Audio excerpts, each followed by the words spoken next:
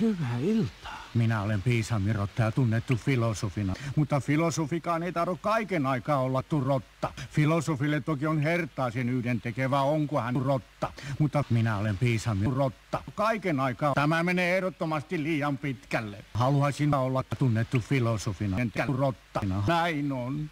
Ötyä.